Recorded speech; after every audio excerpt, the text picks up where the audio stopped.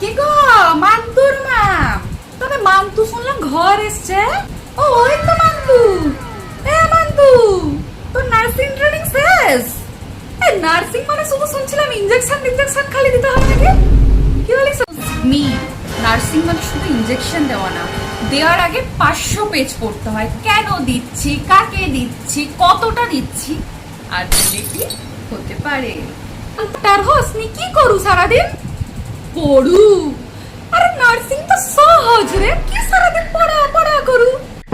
কি সকালে ক্লিনিক্যাল, দুপুরে ক্লাস, সন্ধ্যায় ফিরেও কোনো শান্তি নেই, হাজারটা অ্যাসাইনমেন্ট, প্রেজেন্টেশন রেডি করা। ঘুমটা যে কোথায় যায় কেউ জানে না। কাজটা কি বল দেখি? সারাদিন তো দেখি রোগের পাশে দাঁড়িয়েই থাকু। আগে না, আমরা দাঁড়াই, আমরা দৌড়াই, আমরা রিপোর্ট লিখি, আমরা ভাইটাল সাইন চেক করি, আমরা কেয়ার প্ল্যান বানাই, আর জানেন মাঝে মাঝে নিজের জীবনটাকে খুঁজে বেড়াই। আপনি বেড়ান? না হয় বুঝলুম, কিন্তু তোদের তো শুধু সে প্র্যাকটিক্যাল রে, খাটি খাটা কিছু পরীক্ষাটা তো হয়নি না।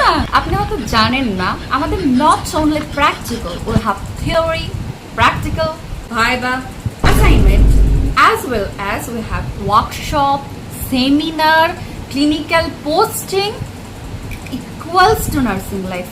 Auntie, maybe you don't know. আসলে আন্টি, এটাকে আজকের পর থেকে না ট্রেনিং বলা বন্ধ করুন। এটা কোনো ট্রেনিং না, ঠিক আছে? এটা যদি শুধুই ট্রেনিং হতো না, তাহলে এত বই, এত পড়াশোনা, এত রাত জাগার কোনো দরকার হতো না। আপনার কাছে সবাই চলে গেলে হয়, তাই না আন্টি?